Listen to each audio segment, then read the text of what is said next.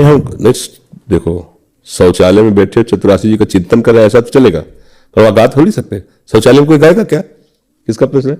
शौचालय में गाओगी क्या कि जो जो प्यारो करे? ऐसा तो नहीं होगा। शौचालय में तो मौन रहा जाता है।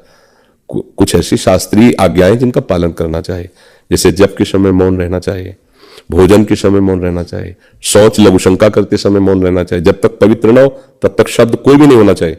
नहीं कि आप शौचालय में बैठे हो वैसे आवाज दे, नहीं, आपके सुकृत नष्ट होंगे। शासन, ये वेद शासन है, ये शास्त्र का शासन है। हाँ, ऐसा संध्या के समय भोजन नहीं करना चाहिए, संध्या के समय सोना नहीं चाहिए। तो अब उसमें जब हम कुछ भी नहीं बोल सकते तो चतुरासी जी कैसे गा सकते हैं? शौच के समय हम चतुरासी का चिंतन कर सकते हैं अंदर ही अंदर, जो प्यारो करे सोई मोहि भावे। उस समय हम राधा वल्लभ श्री हरिवंश नाम अंदर अंदर जप सकते हैं। शब्द तो कोई नहीं बोलना शौच के समय। और अपवित्र दशा में शौच होने के बाद बाथरूम से तभी बाहर निकले जब पवित्र हो, नहीं तो जो छूओगे सब अपवित्र हो जाएगा। फिर श्री जी का कैसे सेवा करोगे, कैसे भक्ति करोगे? मतलब शौच हुए ऐसे हाथ धोए बाहर निकले, ऐसा नहीं।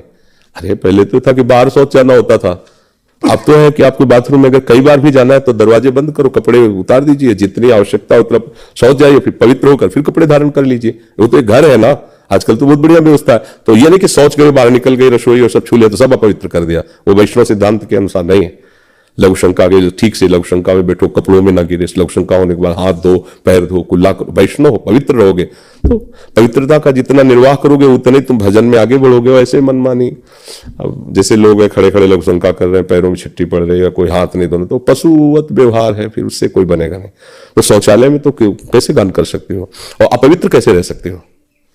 भाई शौच नहीं गए और हम पवित्र, तुम गान कर रहे हैं, लेकिन शौच गए तो पहले पवित्र होंगे तब बाहर निकलेंगे बाथरूम से। अपवित्र होकर निकलता है क्या कोई? हाँ, उसमें तो स्त्री धर्म है, तो उसमें तो बाहर गान कीजिए, उसमें शौच में क्या जानेंगे?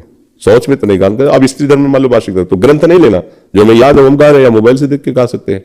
वाणी जी नहीं स्पर्श करना, 3 दिनों तक कोई भी ठाकुर सेवा या सदग्रंथ नहीं स्पर्श करना चाहिए माताओं बहनों को, शास्त्रीय आदेश ऐसा है। समझ आ गया?